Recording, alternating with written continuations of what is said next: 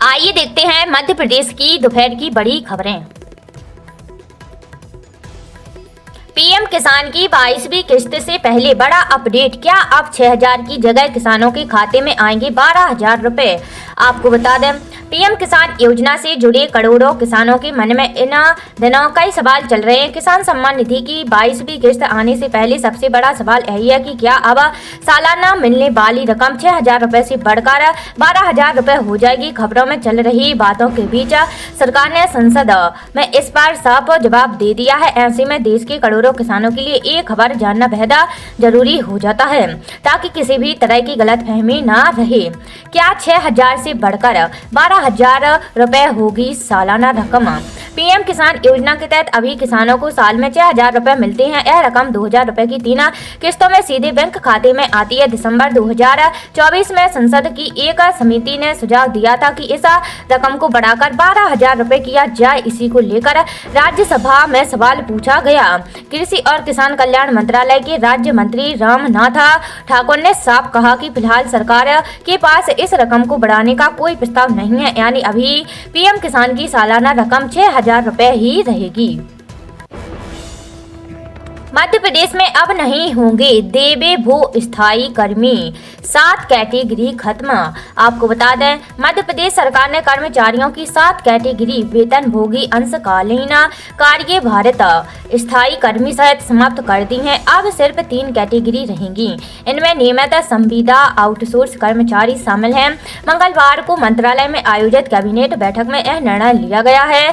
सरकार ने साफ कर दिया है कि अब स्थायी और अस्थायी कैटेगरी नहीं रहेगी, क्योंकि इनकी सेवा शर्तें, वेतन और पेंशन समान है।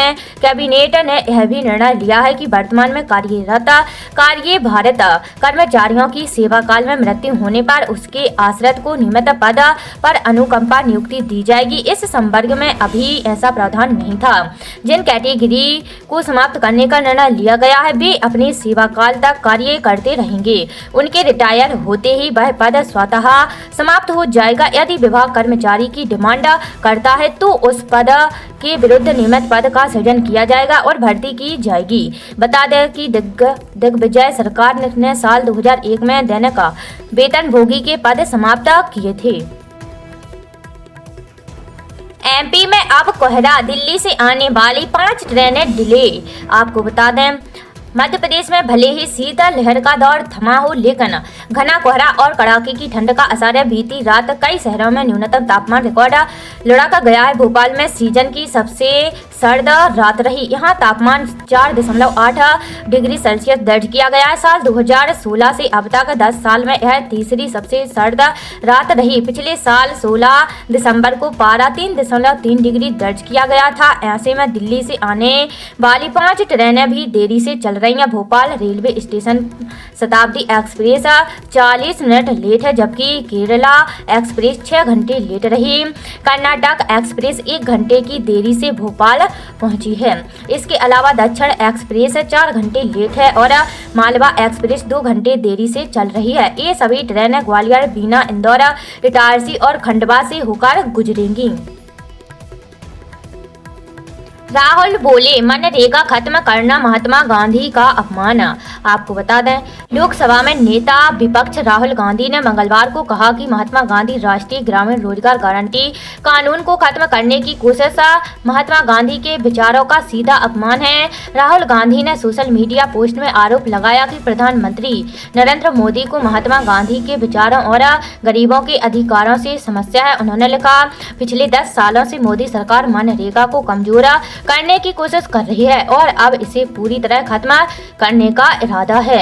VBG रामजी बिल गरीब ग्रामीण परिवारों की आजीविका पर हमला है। कांग्रेस सड़क से लेकर संसद तक इस जन विरोधी बिल का विरोध करेगी।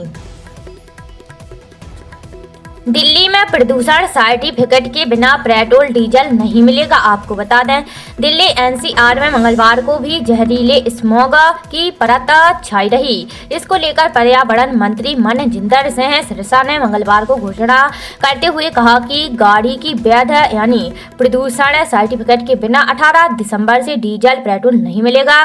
दिल्ली में दूसरे राज्यों से BS6 गाड़ियों के अलावा सभी गाड़ियों की एंट्री बंद कर दी गई है। कंस्ट्रक्शन पर पूरी तरह रोक लगाई है। कंस्ट्रक्शन का सामान ले जा रहे वाहनों के चालान किए जाएंगे। सिरसा ने प्रेस कॉन्फ्रेंस में दिल्ली वासियों से माफी मांगी। उन्होंने कहा कि नई सरकार हर दिन हवा की गुणवत्ता सुधारने का काम कर रही है और यह कोशिश कर रही है कि आपकी छोड़ी गई प्रदूषण की समस्या को ठीक किया जाए।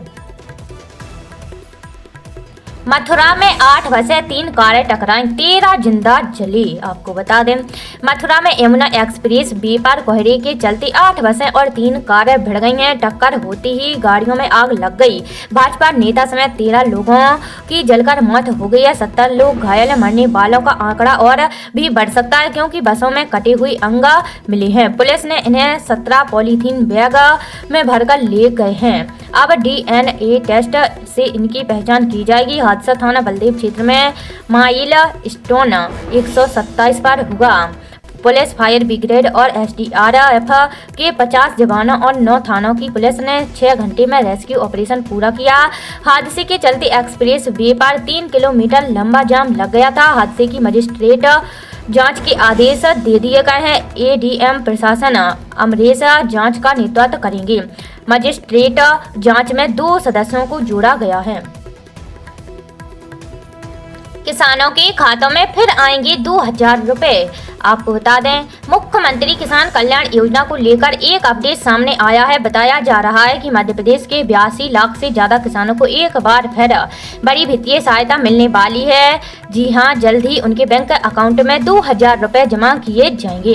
केंद्र सरकार से PM किसान सम्मान निधि योजना की 21वीं किस्त के तौर पर 2000 रुपए मिलने के बाद किसान अब राज्य सरकार से मुख्यमंत्री किसान कल्याण योजना के तहत जल्द ही 2000 रुपए की 14वीं किस्त मिलने की उम्मीद कर रहे हैं, जिसका लाभार्थी किसान बेसब्री से इंतजार कर रहे हैं।